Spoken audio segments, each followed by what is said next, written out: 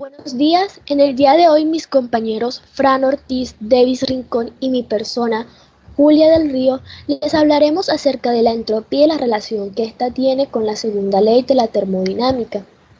Bueno, antes de empezar o de entrar más a fondo en este tema, definamos un poco eh, lo que es la entropía. Y bueno, dentro de la termodinámica, que es la rama de la física que estudia los procesos que surgen a partir de un intercambio de energía, la entropía figura aquí como una especie de desorden de todo aquello que es sistematizado.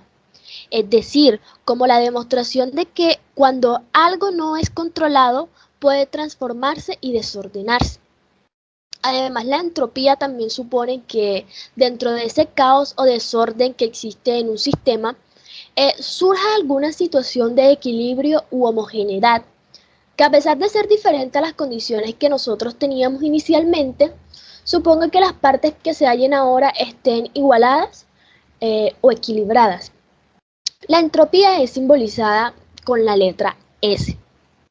Bueno, para explicar esto o entenderlo de una manera más simple, aquí les presento dos ejemplos.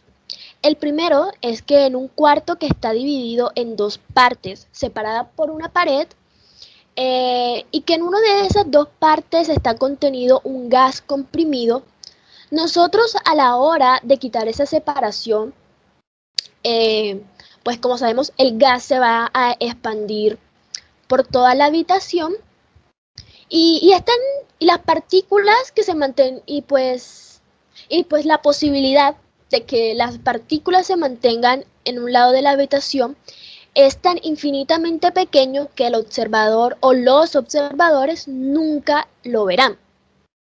El segundo ejemplo es la ruptura de un plato. Si nosotros entendemos el plato como un sistema ordenado y equilibrado, pues con un alto potencial entrópico, veremos que a la hora de su fragmentación en pedazos, pues lo consideraremos como un suceso natural, temporal, y pues que de ninguna manera se puede dar en sentido inverso. La termodinámica o el concepto de entropía, perdón, tuvo a estos tres principales autores. El primero es Rudolf Clausius, quien fue el que estableció el concepto de sistema termodinámico y que además postuló que en cualquier proceso irreversible, una pequeña cantidad de energía térmica se disipa gradualmente a través eh, de la frontera del sistema. También tenemos a Sadi Carnot, eh, quien fue el pionero de la termodinámica y que también es conocido como el padre o fundador de esta. Y por último tenemos a Ludwig Boltzmann, que pues él fue el que encontró o halló la constante física que relaciona la temperatura absoluta y la energía. Ahora los dejo con mi compañero que les va a explicar de una mejor forma la relación que existe entre la entropía y la segunda ley de la termodinámica.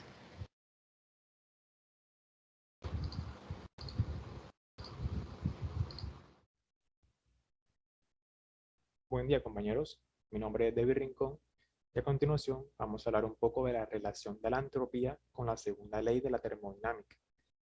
Recordemos que la primera ley, también llamada la ley de conservación de la energía, nos habla de que se establece que hay cierta magnitud llamada energía, la cual no va a variar con los múltiples cambios que ocurren en la naturaleza. Además, la segunda ley establece que todo el trabajo mecánico puede transformarse en calor, pero no todo el calor puede transformarse en trabajo mecánico. Según la segunda ley de la termodinámica, nos dice que la entropía de cualquier sistema aislado nunca disminuye y que es un proceso termodinámico natural, además de que aumenta la suma de las entropías o también denominados procesos irreversibles. Antes de continuar, me gustaría ampliar un poco lo que vendrá siendo el concepto relacionado de la entropía con el desorden. Me gusta mucho este término que dice así: la entropía es la evolución natural de las cosas al estado más probable, ¿Con qué me refiero a esto? Por ejemplo, si quiero apostar tirando un dado y quiero saber qué cara va a salir con mayor probabilidad, al final la misma probabilidad va a ser para las mismas caras, pero ahora compliquémoslo un poco más. Supongamos que tengo ahora dos dados y que voy a tener el resultado de la suma de estos dos dados. Entonces, ¿cuál saldrá con mayor probabilidad? En este caso es diferente. Ahora no va a ser la misma probabilidad para todos, debido a que va a ser la suma. En este caso, para no alargarlo tanto, va a ser la suma del 7. El 7 va a tener una mayor configuración eh, no específica, en la cual va a aumentar la probabilidad de que el 7 resulte muchas más veces en este proceso. Y en este proceso se repite en muchos procesos naturales de nuestra vida cotidiana, en el proceso natural de la naturaleza, tanto como en el río, en las montañas y muchos otros procesos. Ahora, continuando con el tema, nos dice que esta ley indica la irreversibilidad de los procesos naturales. Dice que los procesos reversibles son una ficción teórica útil y conveniente, pero que realmente no ocurren en la naturaleza. De esta ley se deduce que es imposible construir un dispositivo que funcione en un ciclo cuyo único efecto sea la transferencia de calor en un cuerpo más frío o en un cuerpo más caliente. Pero esta segunda ley no dice que no sea posible la extracción de calor de un foco frío a otro más caliente. Simplemente dice que dicho proceso nunca será espontáneo.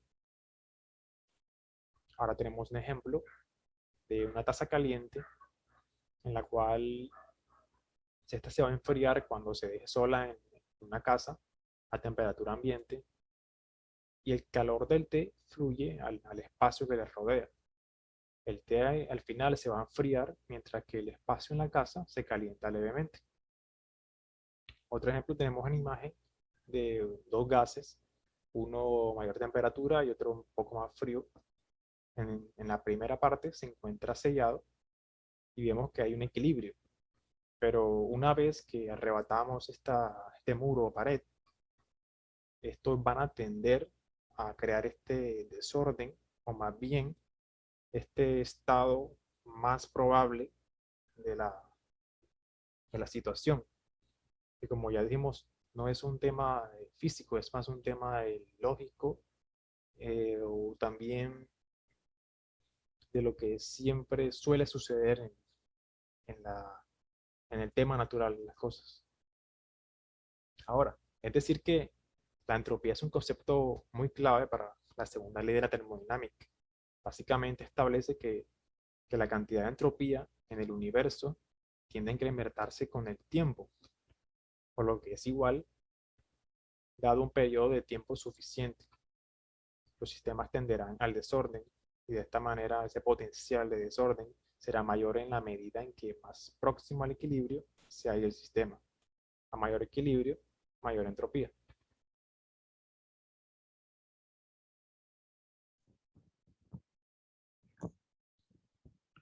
Hola compañeros, buenos días. Siguiendo la exposición, les hablaré sobre las ecuaciones.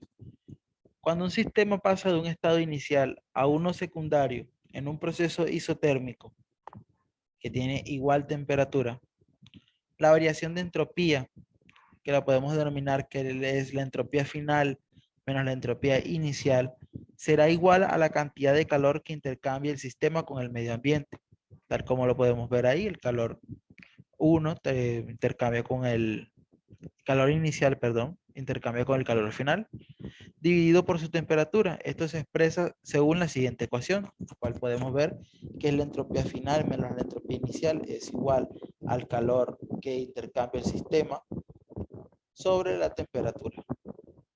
Esto demuestra que solamente se pueden calcular las variaciones de entropía en un sistema y no valores absolutos.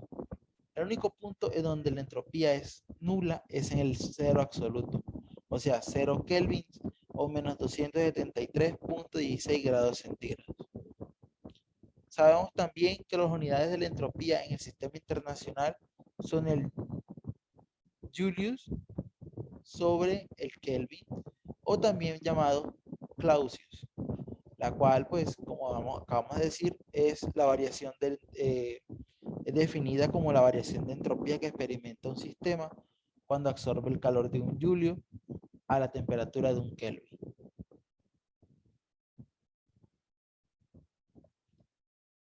La idea de desorden termodinámico fue plasmada mediante una función ideada por Rudolf Clausius a partir de un proceso cíclico reversible. En todo el proceso reversible de la integral curvilínea de la ecuación que podemos ver en la imagen, solamente depende de los estados inicial y final con independencia del camino seguido. Como vemos, delta de Q es la cantidad de calor absorbida en el proceso en cuestión y T, representada en mayúscula, es la temperatura absoluta.